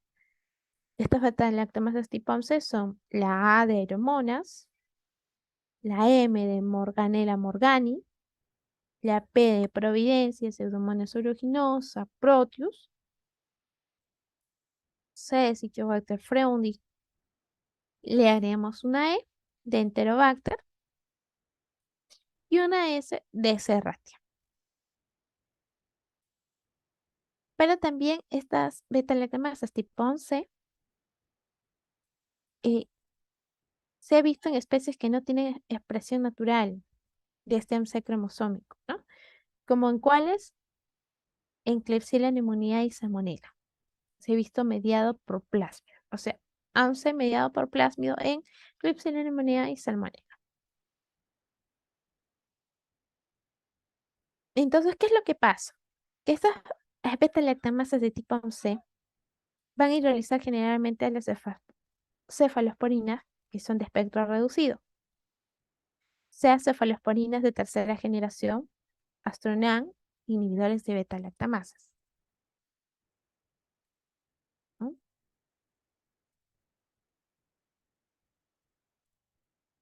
Pero aquellas bacterias que tienen un AMC de tipo cromosómico, bajo una condición normal, producen la enzima en bajas cantidades, que no van a alterar de manera que sea significativa a la cefalosporina. Pero sí puede ocurrir de una manera espontánea en aquellos genes que están regulando esta producción del AMC, ¿no? Que al final lleve a una producción de tipo constitutiva de esta enzima, que sea lo suficiente para que pueda hidrolizar estos antibióticos.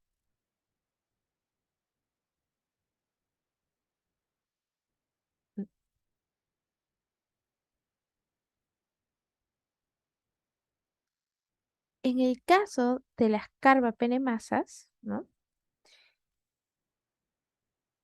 En este caso, este grupo de enzimas van a hidrolizar hasta los carbapeneos, es decir, imipenem, meropenem, ¿no? Pero vemos que tenemos dos grupos, las de tipo serin y las de tipo metalo beta-lactamasas. ¿Y por qué, por ejemplo, se llaman metalo-beta-lactamasas? Se les llama así porque estas tienen dependencia a un metal como es el zinc, para que estas puedan funcionar.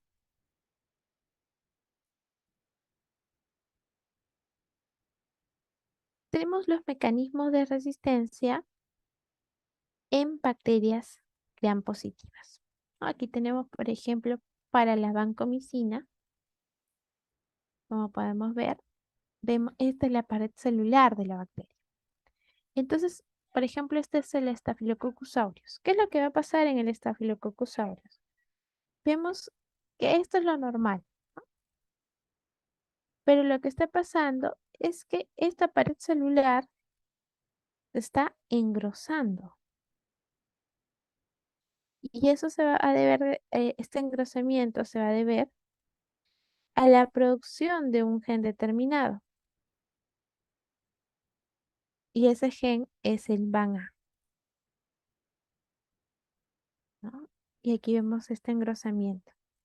Entonces, de esa manera se va a dar la resistencia a la vancomicina en este Staphylococcus aureus, ¿no? Por engrosamiento en la pared celular. Aquí vemos el enterococo, ¿no? Pues el enterococo también está ligado a este gen BAN-A, BAN-L.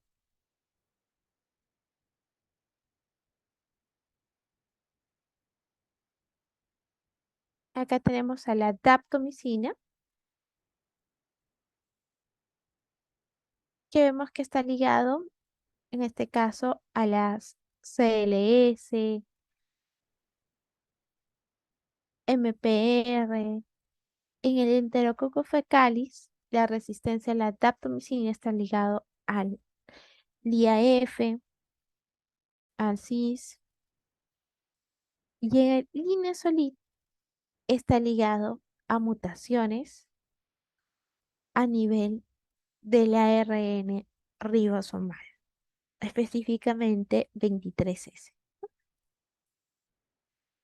Esto se va a dar por una metilasa de ARN CFR igual con el Enterococcus fecalis, ¿no? Hay una mutación al nivel de la ARN ribosomal 23S y de esta manera se va a dar la resistencia a la bacteria gram positiva, en este caso Enterococcus fecalis, ¿no? ¿Qué es lo que está pasando entonces en este Staphylococcus aureus? está habiendo un cambio en la proteína ribosomal, específicamente L3 y L4, ¿no? Una mutación a nivel de la RNA ribosomal 23S.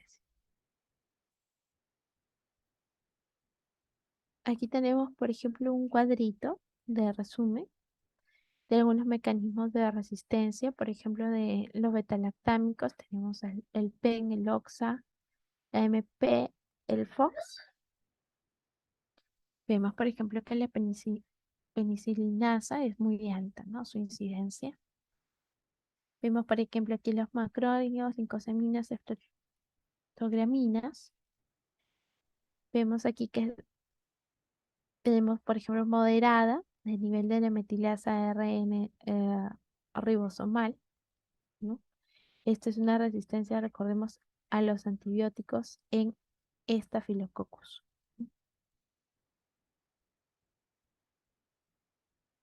Vemos que también aquí hay por inactivación enzimática, que vemos que es moderada, ¿no? Sobre todo alta en SARS. Vemos por aumento de expresión de las proteínas unidoras a las penicilinas, su incidencia es baja en el Staphylococcus aureus. También vemos las bombas de expulsión, también vemos que es baja moderada. Aquí vemos una imagen de la cefoxima como marcador de resistencia mediada por el MK. Vemos en el Staphylococcus aureus con resistencia heterogénea a la oxacilina y un CMI de oxacilina de 4 microgramos por ml. Podemos observar ahí una resistencia a la cefoxitina. En la imagen B, ¿no? Podemos ver el borderline de la resistencia al Staphylococcus aureus, ¿no?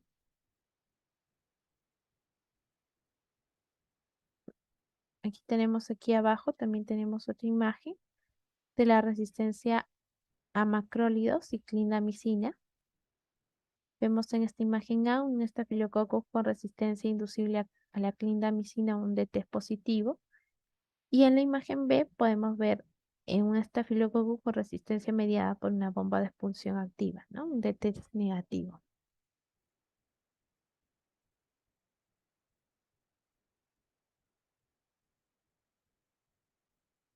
Aquí vemos otra tabla,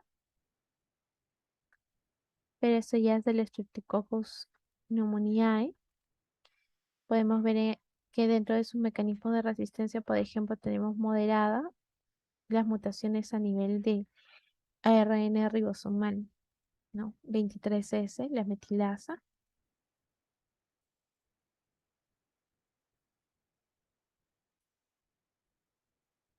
Y aquí vemos algunas pruebas de diagnóstico actualmente que tenemos, por ejemplo, son aparte de cultivo convencional por el método de Kirby-Bauer, tenemos lo que son las espectrometría de masas, el MALDI-TOF, ¿no?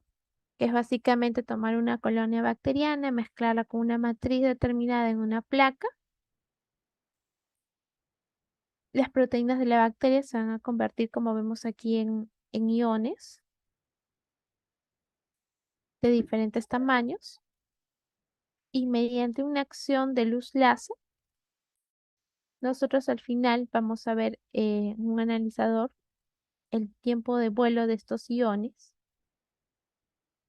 y cómo estos se van separando en función de su masa y de su carga. Entonces, aquellos iones que son pequeños y tienen poca carga van a llegar antes que aquellos que son más grandes y tengan mayor carga. Y estos se van a ir midiendo durante el tiempo, ¿no? Que van a ir tardando estos iones en llegar a este detector. Y vamos a obtener un perfil proteico de la bacteria.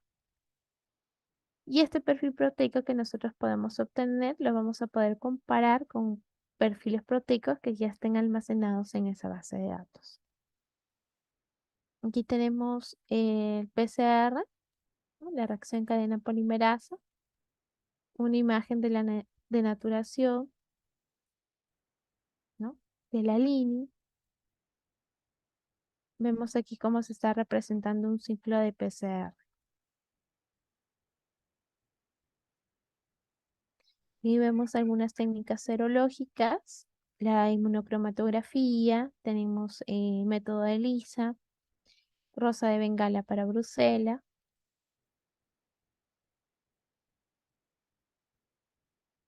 Aquí tenemos un conflicto cognitivo, una paciente mujer de 33 años acude al servicio por presentar los siguientes síntomas. La mujer llega al servicio de microbiología y se siembra siguiendo el protocolo de trabajo de urocultivo en el medio CLE. Al día siguiente existe un crecimiento de bacilos gram negativos, lactosa positivos con características mucoides, un recuento mayor a 100.000, unidades formadoras colonia por ml, se recibe en agar McConkey y es procesada al día siguiente en el equipo Phoenix 100. Nos preguntemos frente a qué bacteria nos encontraremos. ¿Tendrá algún mecanismo de resistencia bacteriana? Aquí vemos la cepa problema. ¿Qué debemos hacer a partir del antibiograma? Tenemos nuestro antibiograma, entonces lo que nosotros debemos, bueno, aquí vemos, ¿no? Un informe sobre la amicacina, amoxicilina, ácido clavulánico, amoxicilina, clavulanato, ampicilina, cefazolina, cefepima, ceftriaxona, cefuroxima, ciprofloxacina, tapenem, gentamicina, imipenem, levofloxacino, meropenem, nitrofurantoína, norfloxacina. Vemos todos estos, pero nosotros aquí nos basamos en ¿quién? En la cefoxitina, ¿no? Entonces aquí nosotros, por ejemplo, podemos ver la cefoxitina es mayor de 16, entonces sabemos que es resistente, ¿no? Tenemos que saber quién es primera, quién es segunda, quién es tercera, para según eso podemos guiar si estamos entre un PLE, un ONCE inducido, un PLE, más o menos podemos guiar, ¿no? Entonces, primero lo que vamos a hacer es reconocer e identificar la familia de los antibióticos. Vamos a identificar los principales mecanismos de resistencia que están implicados, es decir, un PLE, un BLEA, un AMC, un carbapenemasa, ¿no? Eh, Reconocer e identificar la familia de los antibióticos, si son primera generación, segunda generación, tercera generación de cefalosporinas, si son macrólidos, no sé, aminoglucósidos, ¿no? Poder conocer quiénes son de cada familia, ¿no? Quiénes son, por ejemplo, cefalosporinas, quiénes son penicilinas. Realizar las pruebas fenotípicas para poder descartar los mecanismos de resistencia. Y elaboración del informe final. O sea, reconocemos e identificamos la familia de los antibióticos, quienes son aminoglucósidos, inhibidores de beta-lactamasas, los holosperinas, los que les comentaba, los mecanismos de resistencia implicados, mecanismos enzimáticos, no enzimáticos. Vemos aquí la ampicilina, una E. coli tiene resistencia a ampicilina, el MIC vemos que es mayor de 16, tiene resistencia enzimática, entonces podría ser un PLE, producción de AMCEPLE y carbapenemasas. Vemos la cefepima, entonces vemos que es resistencia al FOX, ¿no? Cefoxitina mayor de 16, entonces ya se va cortando porque podemos pensar en una hiperproducción de ANC, un BLE o un BLE más impermeabilidad. Y luego vamos a hacer, recordando la detección de OPSE, entonces vamos a ver la sinergia con el disco de ácido fenilborónico o cloxacilina. Vamos a descartar entonces un OPSE con CAS, ácido fenilborónico y FOX. Vamos a ver la sinergia. Vamos a ver que es positivo. Vamos a observar la sinergia y también se puede realizar con CAS, APB o ClosaCTX. Utilizando estos discos vamos a poder detectar un 98% de los enseplasmídicos con una distancia de 1.5.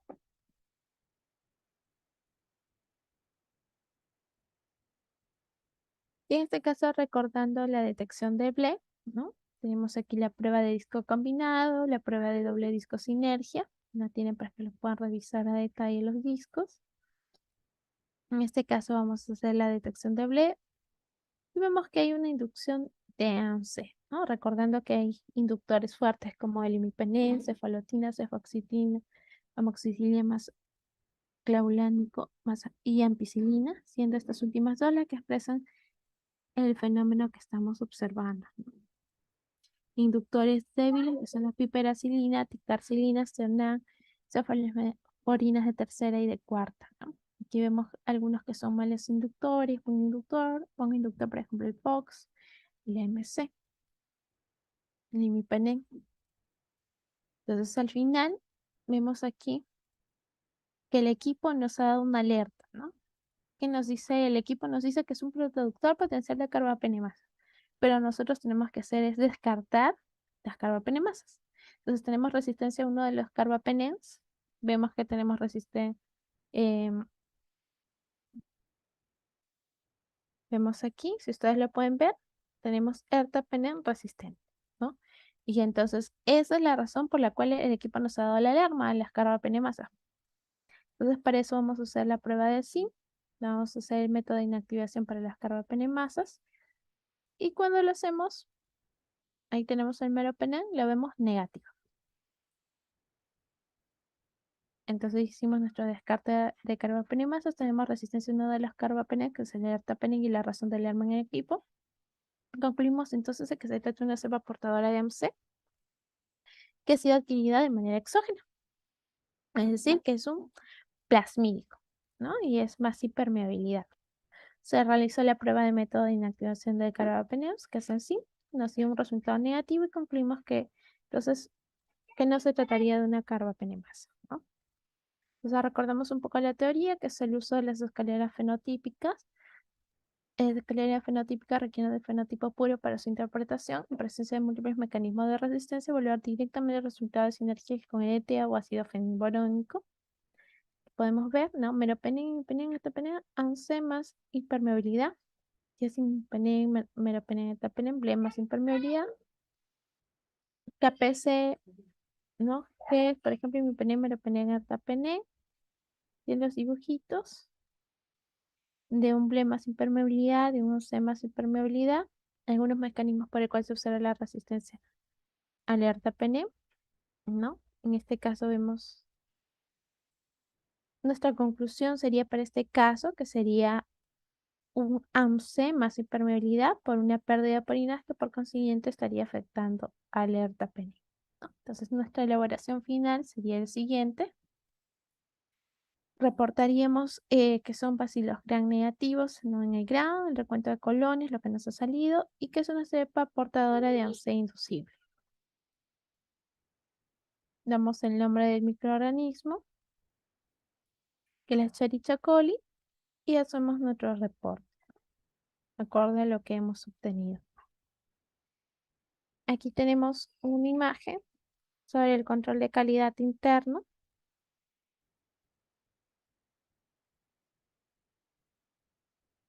Vemos aquí, por ejemplo, es importante hacer el control de calidad, tener nuestro checklist, ¿no? Para nuestros discos.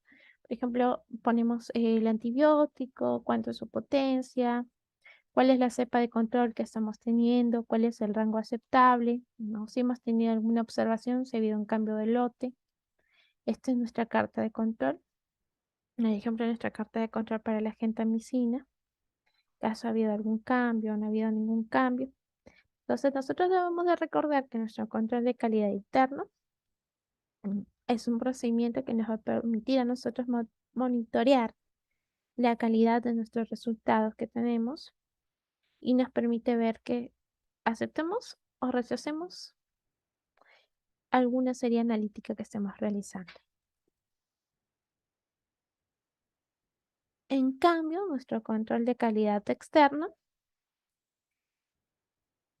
es el que va a medir nuestro error total, ¿no? Entonces, este va a medir el error total de cada uno de los mesurandos que podemos tener y nos va a determinar a nosotros el desempeño que tenga nuestro laboratorio, ¿no? Aquí, por ejemplo, vemos esto de Prosecal, una prueba de eficiencia en microbiología, ¿no? Y este desempeño esta medición de desempeño se está haciendo frente a, a comparación con otros laboratorios, ¿no? Entonces, eso es básicamente un control de calidad externo. Es determinar el desempeño de tu laboratorio o de cada laboratorio, por decirlo así, comparando con otros laboratorios. Existen, por ejemplo, algunos como Prosecal, ¿no? Icontec y QNET, que te ofrecen programas de aseguramiento de calidad, de control de calidad externo, por ejemplo, en lo que es el área de microbiología. Bien, si alguno tuviese alguna pregunta, si no, ahí estamos quedando. Hasta una próxima ocasión.